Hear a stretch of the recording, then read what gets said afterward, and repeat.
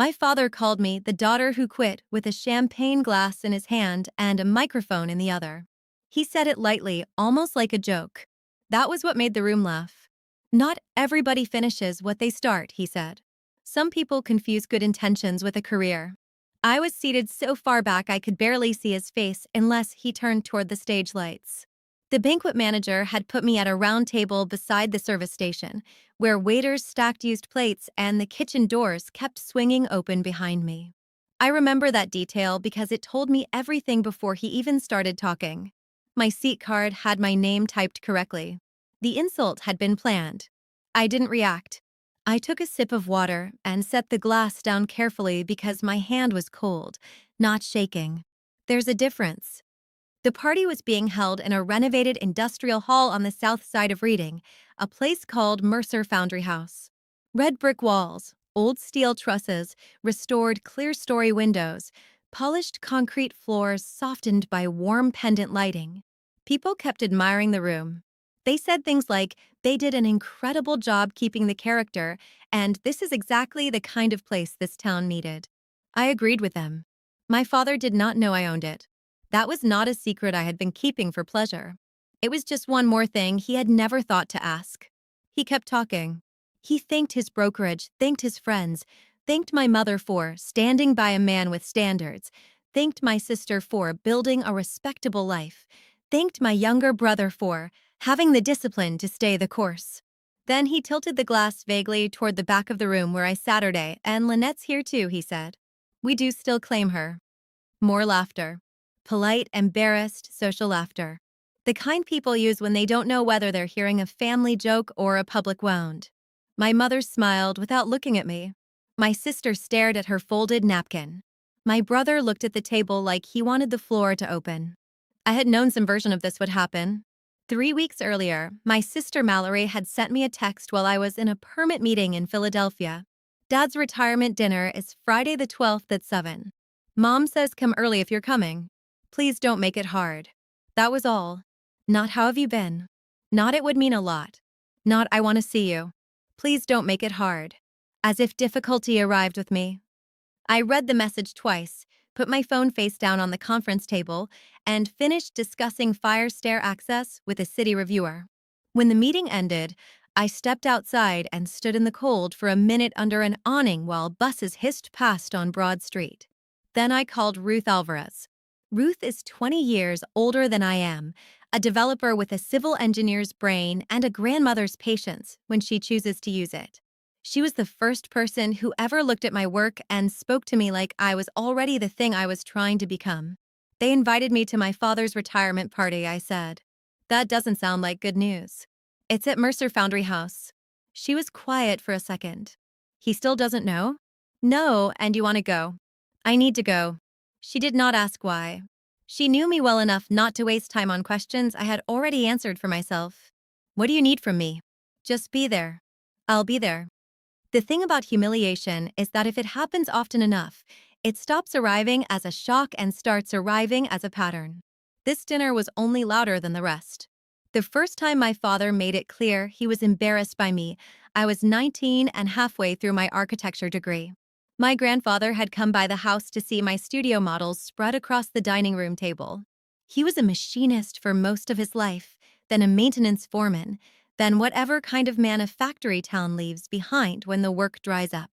He had hands that were always nicked and a voice that went soft around anything built with care. He stood over my drawings like they were art. What's this one? He asked. Mixed income housing, I said. Adaptive reuse. Old warehouse into apartments. For who? People who work here and can't afford to stay here. He nodded slowly. Good. My father came in from work, loosened his tie, took one look at the plans, and asked why I was wasting tuition on projects for people who don't buy property. I still remember the way he said people, as if some counted and some did not. I answered him. I shouldn't have if peace had been my goal, but peace had never really been on offer in that house. I said a city wasn't only for people who could pay the most to enter it. He gathered 3 presentation boards, bent them across his knee, and dropped them in the trash. My mother was standing at the sink when it happened. She did not tell him to stop. She rinsed a wine glass and kept her eyes on the water. My grandfather waited until my father went upstairs.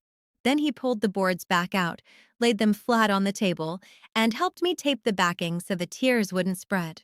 He did not say my father was wrong. He said some structures fail because they were built to carry the wrong load. I understood him years later. The second time was after my grandfather's stroke. He lived alone in a one-bedroom apartment over a shuttered barber shop on Walnut Street. Cheap rent, old radiator heat, chipped tile in the kitchen, windows painted shut in at least 3 layers. I was 21. He was the person who had taught me how to read a floor plan before I learned to drive. When the hospital called, I went. When the discharge planner said he could not safely be left alone, I asked my parents what the plan was. My father said, "There is no plan." He made his choices. I said, "He needs help." He said, "Then hire help." I asked if he was paying for it. He looked at me across the kitchen table and said, "I am not throwing money into a hole." That sentence changed my life more than any degree ever did. I took leave from school. At first, it was supposed to be 1 semester. Then his rehab stalled, his right side never fully came back, his speech stayed thick, and 1 semester became the loss of my scholarship, then the loss of my place in the program, then the long practical math of survival. Mornings I worked at a diner. Afternoons I drafted for a small firm in reading. Nights I managed medications, bath transfers, insurance forms, and the private grief of watching a proud man ask for help getting out of a chair. My father called that throwing my future away. My grandfather never said thank you in the sentimental way people do in movies. He was too honest for performance. One night, while I was sorting receipts at his kitchen table, he pushed an old metal cash box toward me. "Top drawer in the closet," he said. Inside were deed copies, tax receipts, an envelope of bonds so old half had matured already, and a folder of correspondence with a property trust one had never heard of. Not because it was especially valuable, because he had kept records on everything. People forget paper, he told me. Paper remembers. At the time it meant almost nothing to me. Just another old man's filing habit. But I kept the phrase. He died in June, just after 2 in the morning, with rain ticking at the window unit and a baseball game murmuring low from a radio on the sill. I was there.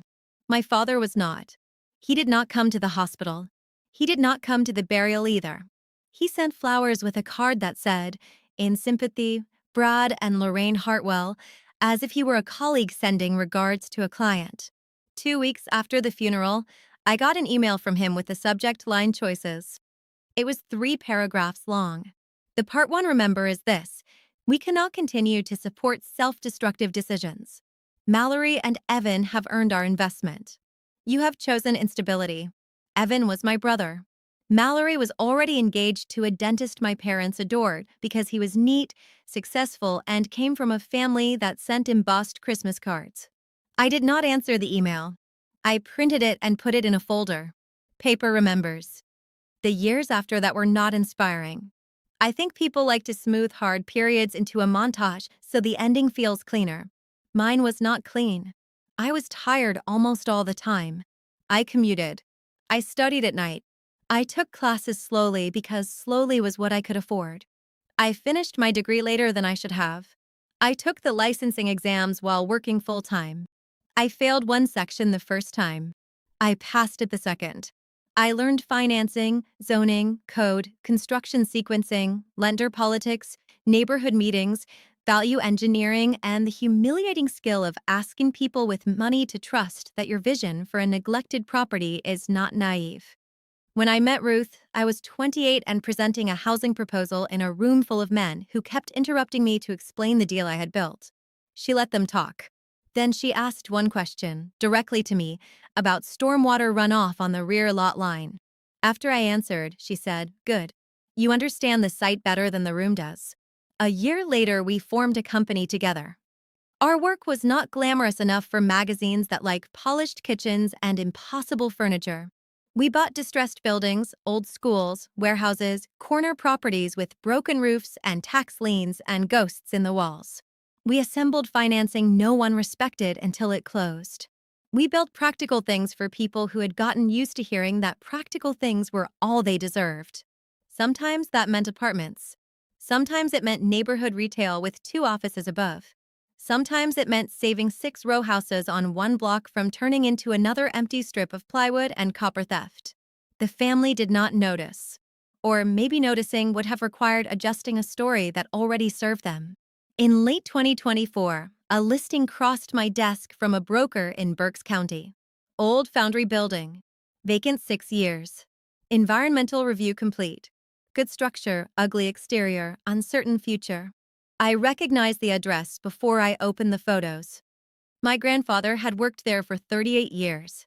I drove up the next morning alone. The building sat behind chain link fencing with half the windows boarded and weeds punching through the cracked lot. It was ugly in the way tired things get ugly when nobody is left to defend them. But the bones were beautiful. Brick pilasters, riveted steel, tall sash windows under layers of grime. A clear-story band running the full length of the roofline. I stood in the center of the main hall and could almost hear machinery that had been gone for years. There were faded stencils on one wall. Station numbers. Safety slogans. Load limits. Near the rear bay, bolted marks still darkened the concrete in a rectangle that didn't match any current equipment layout. I took a photo and sent it to one of my grandfather's old coworkers, a man named Pete who still lived in Reading. He texted back 10 minutes later. Sam's bench, right where he always kept it. I bought the building with Ruth 4 months later through a holding company that did not carry my last name in the public-facing title. Not because I was hiding. Because clean acquisitions are easier when sellers aren't negotiating against what something means to you. The restoration took 14 months. We kept the trusses exposed, repaired the masonry, salvaged what we could, replaced what we had to, and built a venue that could sustain itself financially without turning the place into a caricature of industrial chic. In the office upstairs, I framed one of my old student sketches behind glass. Not the polished final rendering. The earlier one. The one I had taped back together after my father tore it. You could still see the seams if the light hit it from the side. The last thing I commissioned before opening was a bronze plaque for the entry wall. Not large, just permanent. In memory of Thomas Mercer and the workers of this foundry. Built by hand. Restored with care. Special acknowledgement. Walter Doyle, machinist, 1971 to 2013. Walter Doyle was my grandfather. I used his last name, not mine. He had earned the right to stand in the building without my father's shadow touching him. The dedication was scheduled for the Monday after my father's retirement dinner. That dinner, of course, had been booked through an event coordinator who had no reason to connect me to the owner group. The deposit cleared. The contract was signed. My mother chose the menu. My sister selected linens in a shade called Winter Pearl. My father requested a microphone, projection screen, top-shelf bar, and a stage setup for speeches. No one asked who developed the property. No one asked why the owner's signature on the lease was an LLC manager they had never met. They admired the room the same way people admire a bridge without wondering who had to calculate the weight. So there I was, at the back table, listening to him turn me into a punchline for a room full of brokers, church friends, cousins, and old clients. And, because life has a sense of timing when it wants to be cruel, I had just come from a hallway conversation with one of the guests, an elderly retired teacher named Mrs. Werner, who had quietly asked whether I was the Lynette Hart from Heart Development. I told her yes. She started crying right there between the restrooms and the coat rack because my company had refinanced her block after a predatory lender began foreclosure proceedings on 4 adjacent homes. She kept saying, I thought it was some anonymous fund. I didn't know there was a person. There was a person. I was sitting beside the coffee station while my father told a room full of people I had never finished anything. She went back to her table with red eyes. That mattered more than he understood. Because the truth rarely arrives as a grand gesture. Usually it enters through smaller doors first. A witness. A record. A name someone recognizes. My father paused for more applause after another joke about idealists. He lifted his glass again. That was when the event coordinator crossed the room faster than a person does when nothing is wrong. She came to the edge of the stage and spoke quietly into his ear. His expression changed, not to fear, not yet, but to irritation. He took the envelope she was holding without looking at it and kept smiling at the room. Then he saw the return address. Even from the back, I could tell the color left his face. My mother half rose from her chair. My brother turned. My sister closed her eyes for one brief second, like she already knew the night had just split open. My father looked out over the room, then down at the sealed document packet in his hand. And for the first time that evening, he had no idea what to say. He turned the envelope over once, like there might be a different answer on the back. The room had gone quiet in that particular way wealthy rooms do when they sense embarrassment, but haven't decided who it belongs to yet. My father gave a short laugh into the microphone and said, "Looks like business never really stops." It bought him maybe 3 seconds. He opened the packet, slid out the first document, and I watched his eyes move left to right, then stop, then go back to the top as if the words might correct themselves if he read them again. His hand lowered slightly. The smile was gone. Not dramatically. It just disappeared. My mother stood up this time. "Brad." He didn't answer her. The event coordinator was still beside the stage, tense but trying to look invisible. A few people near the front leaned in. My father swallowed, adjusted the pages, and brought them closer to his face. I knew what he was seeing because I had approved every line before it was delivered. The first page was a copy of the venue's ownership disclosure from the event contract file, highlighted where the beneficial owner was listed. The second was a letter from the city confirming the Monday plaque installation and dedication permit. The third was a photo of the rear production floor before restoration, with a red circle around the old anchor points where my grandfather's workbench had been fixed to the concrete. The fourth was a current photo taken from the same angle, the floor polished now, the marks preserved under brass inlay. At the bottom was one sentence. "You're standing where Walter Doyle worked for most of his adult life." I had almost not included that line. It felt sharp. In the end, I left it because truth is sometimes sharp even when the tone is calm. My father lowered the papers and looked around the room at the brick walls, the steel windows, the polished floor, the beams overhead, and then toward the back, toward me. Not because he had suddenly seen me clearly, because he was looking for a mistake. There wasn't one. Someone near the front said, "Brad." He cleared his throat into the microphone. "There seems to be some confusion." I stayed seated. He looked at the first page again. This says the property is held by Mercer Foundry Restoration, LLC. "That's the holding company," said a woman from table 6. It was Ruth. She hadn't moved, hadn't raised her voice, hadn't made a show of herself. She simply said it at normal volume, and somehow everybody heard her. My father stared at her. She set down her wine glass. "Read the manager line." He did. His mouth tightened. He didn't read it aloud, so I did. "Managing Principal, Lynette Hartwell." No one laughed this time. A man from his brokerage turned halfway in his chair and looked at me, then back at the stage, like he was checking whether I matched the paperwork. My father was still holding the mic, but he had stopped performing with it. It had become an object in his hand instead of an extension of him. My mother's face had changed too. Not surprise, exactly. Something older than surprise. Recognition with nowhere left to go. My father said, "You own this building?" I said yes. Just that. No extra weight. He'd spent enough years filling in the rest on his own. He let out a breath through his nose and looked down at the documents again. "Since when?" "Since April last year." He glanced around the room as if the dates mattered more than the fact itself. Why was I never told? "You never asked me a single question about my work." His jaw shifted. He hated plain answers most when they were accurate. People had started turning fully in their seats now. I could feel the room reorganizing itself.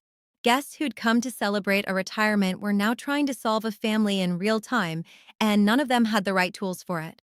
Then Mrs. Werner stood up. She was small, carefully dressed, the kind of woman people overlook until she decides not to be overlooked. She faced the stage, not me. "She's the one who saved my house," she said. That cut through everything. My father blinked. "Excuse me." "She saved my house." Mrs. Werner's voice stayed steady. "The refinance package on our block." Mine and the Bensons and the Salazars. I asked around for months trying to figure out who arranged it. Tonight I found out it was your daughter. A low ripple moved through the room. My father looked at me again, then at her. I don't know anything about that. I know, she said. It was a quiet sentence, but it landed harder than anything louder could have. One of the men near the front asked Lynette, "Are you a developer?" "Architect first," I said. "Developer when a building needs one." Another voice behind him said, "Is this your project?" "All of it." "Yes." Ruth stood then. She did not go to the stage. She didn't need to. She had a way of speaking that made rooms come to her. "I financed part of it," she said. Lynette led the acquisition, design, tax credit assembly, contractor negotiations, and restoration strategy. The hall you're sitting in was headed for demolition before she got involved. My father's hand tightened around the papers. "Ruth," he said, as if saying her name might lower the temperature of the room. She ignored that. The City Preservation Board approved the final package because of her. The operating model works because of her. The event revenue covers the maintenance reserve because of her. And Monday morning, the dedication plaque goes up because she refused to let a building full of working people be erased. That was the first moment my father actually looked unsteady. He didn't shout. He wasn't that kind of man in public. Men like him don't lose control. They lose language. He said, "I didn't know it was that serious." I almost smiled at that, but didn't. There was nothing funny in it. My brother stood up next. That surprised me more than anything else. Evan had spent most of his adult life practicing a kind of careful neutrality around our parents, the sort that looks like peace from a distance and exhaustion up close. He pushed back his chair and faced the room, not the family table. "She didn't quit," he said. My father turned toward him. "Sit down." "No, it came out flat, almost tired. That was what gave it force. She left school because Grandpa had nobody. That's what happened. She worked nights. She took care of him. Then she went back and finished on her own. You always told that story like she failed because it made you look right." My mother whispered, "Evan." He kept going. "I knew she got licensed. I knew she had projects. I looked her up 2 years ago because I wanted to see if she was okay, and she was doing more than okay. He exhaled. I didn't say anything because around this family saying anything always cost more than staying quiet." That sentence moved through the room in a different way. Not scandal. Recognition. Too many people knew exactly what he meant. My sister didn't stand, but she finally looked up. Her mascara had blurred under her eyes, though I hadn't seen her cry. My father said my brother's name again, sharper this time. Evan ignored him too. "She sent me photos during construction," he said. "The windows before and after. The old floor marks in the back. The plaque proof. She wanted Grandpa remembered." My father turned toward me as if he had found the part that mattered most. "You put a plaque up for him?" "It goes in Monday." "In this building?" "Yes." He laughed once, but there was no humor in it. "So that's what this is. A message." That was the first time anger showed. Not loud anger. Injured authority. The kind that believes being contradicted is the real offense. I stood then. I didn't rush. I didn't make a scene getting out from behind the chair. I walked the length of the room while people moved their knees and handbags and glasses out of my way. My heels sounded too clear on the floor I had chosen, in the acoustics I had approved. When I got to the front, I didn't step onto the stage. I stopped on the floor below him. "It isn't a message," I said. "It's a record." He looked down at me. I looked up at him. There was no fear left in it. Fear had burned out years ago and left structure behind. "You told people tonight I didn't finish what I started," I said. "That's not true. I finished, just without you." He opened his mouth, but I didn't raise my voice or talk over him. I simply kept speaking before he found a way to reshape the moment. "You said I played savior for poor people. That's not true either. I build and preserve properties people can actually live in, keep, and use. Some of them are low margin. Some of them are complicated. Some of them will never impress the people you've spent your life trying to impress. But they stand. They function. They keep families in place. And that matters whether or not you approve of the zip code." My father's face had gone very still. I went on. You also left out the part where I took leave from school because your father needed care and you refused. You left out the part where you called him an embarrassment. You left out the part where you tore up my drawings because I wanted to design housing for people you thought didn't count. You left out a lot tonight. I heard someone at the back exhale sharply, but nobody interrupted. My mother sat down very slowly. My father said, "This is not the time." I said, "You made it the time." That one stayed in the air. He looked toward the guests, toward the stage lights, toward anything that might restore the old arrangement. It was gone now, not because I'd destroyed it, because it had been built on omission, and omission had finally failed under load. Then my sister stood. Mallory was the kind of daughter my parents could display easily. Polished, agreeable, carefully groomed, socially fluent. Even her rebellion, when she was younger, had been tidy. I had spent years resenting how naturally she moved inside a system that cut me on contact. That night, for the first time, she looked like it had cut her too. "She's right," she said. My father turned on her with genuine confusion, which in some ways was more revealing than anger. Mallory's voice shook once, then settled. "I sent the invitation because Mom told me to. I knew where they were seating her because I saw the chart. I didn't say anything. I should have. I've spent years pretending this was normal because it was easier for me if she was the difficult one. But she's right." My mother closed her eyes. Mallory looked at me then, and there was so much shame in it that I had to look away for a second just to stay level. "I'm sorry," she said. "Not for tonight. For all of it." I gave one small nod. That was all I had for her in that moment, but it was real.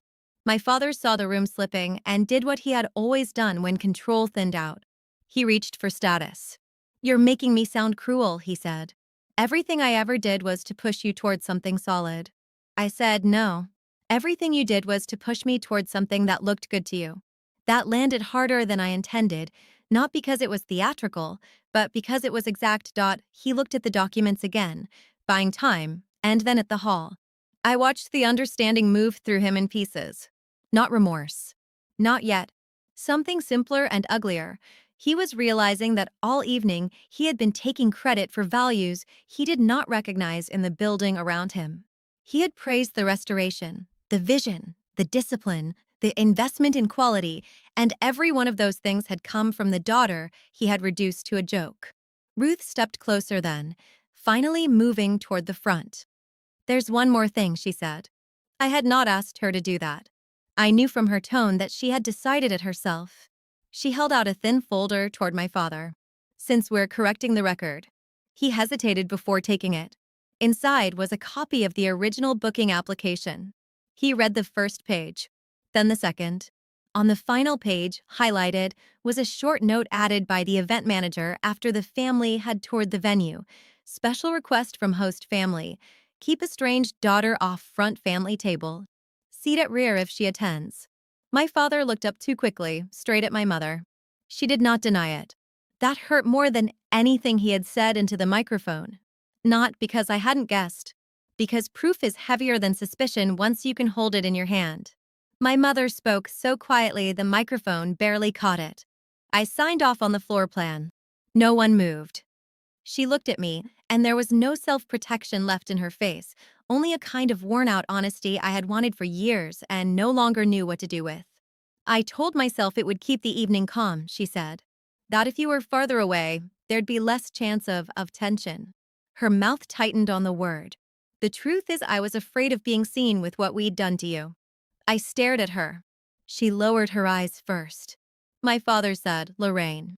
She didn't answer him either. I had imagined this kind of moment before, but imagination is useless compared to reality. In fantasy, revelation feels clean. In real life, it feels messy and late and expensive. There were people in the room who wished they weren't there. Others who were pretending not to listen while hearing every word. A few who had probably started the evening certain I was exactly what my father called me and were now having to rebuild me in their minds from scraps. I felt tired all the way into my bones. So I made the only choice that still respected me. I turned to the event coordinator and said, "What time does the venue need the room back tonight?" She blinked, surprised to be addressed, then answered, "Load out by 11." I nodded. "Good." Then I looked at my father. You can finish your dinner, I said. I'm not taking your retirement party away from you. But I'm done being used as scenery in a story that depends on me staying small. He said my name then, and for the first time in years it sounded stripped of performance. Just my name. Not a warning, not an introduction, not a correction. I waited. After a long few seconds, he said I was wrong. It would have meant more 10 years earlier. 5 years earlier. Even 1 year earlier. Still, I heard it. He swallowed. I was wrong about your work. I was wrong about your grandfather.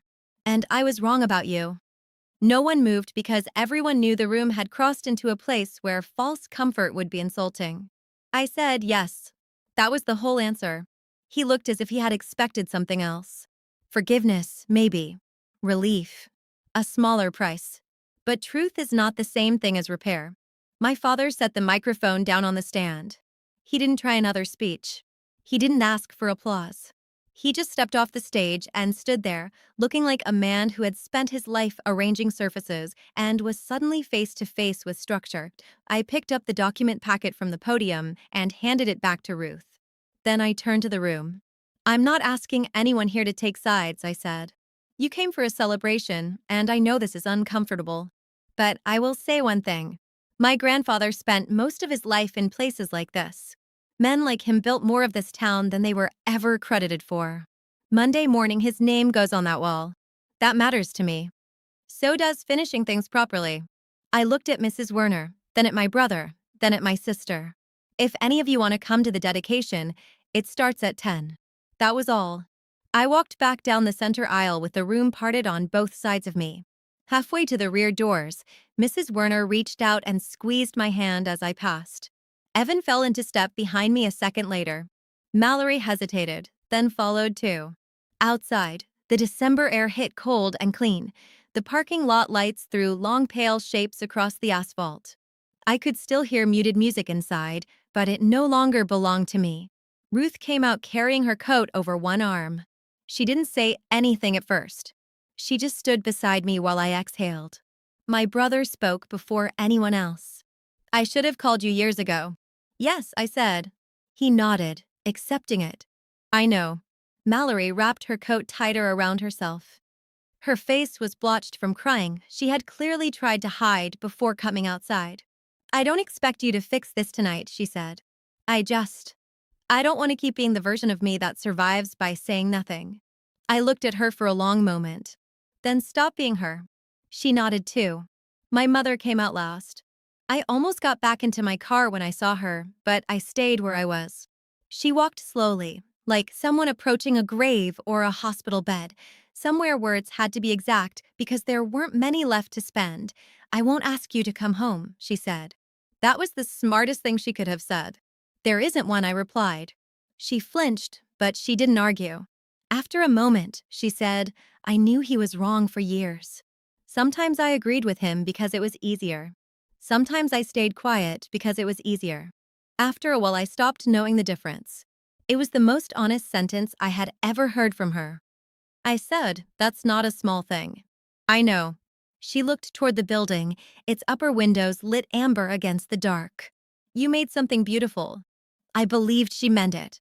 That didn't undo anything, but it mattered anyway. Monday is for Grandpa, I said.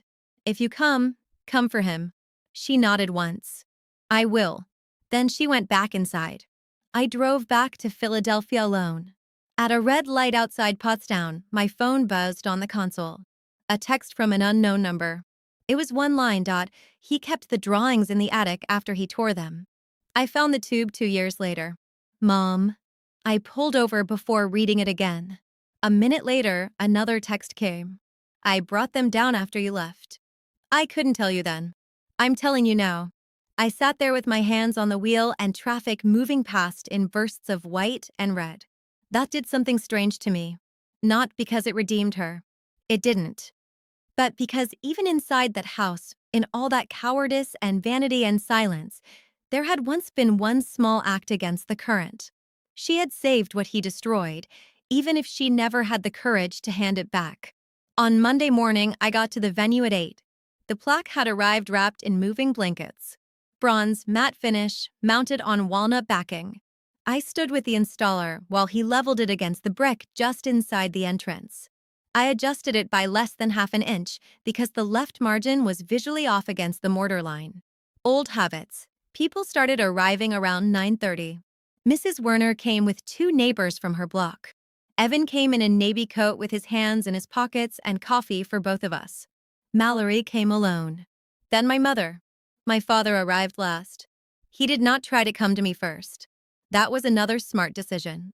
He stood near the back with his hands folded in front of him and looked older than he had 3 nights earlier. The local paper sent one reporter. A city council member came. So did two preservation board members and one former union steward who had known my grandfather at the foundry. When it was time to speak, I stood beside the plaque and kept my notes folded in my coat pocket. I didn't need them. I spoke about labor that disappears once a building is finished. About towns that forget the hands that held them up. About what adaptive reuse means when you refuse to strip a place of memory just because memory is inconvenient. I spoke about my grandfather plainly. His work ethic. His patience. The fact that he taught me buildings were never just assets. They were responsibility. Then I unveiled the plaque. No one clapped right away. That was the right response. They stood there and read it. Walter Doyle. Machinist. 1971 to 2013. Built by hand. Restored with care. After that, the room loosened. People talked quietly. Mrs. Werner cried again. The former steward told me my grandfather used to stay late to help younger guys finish difficult runs without making them feel stupid.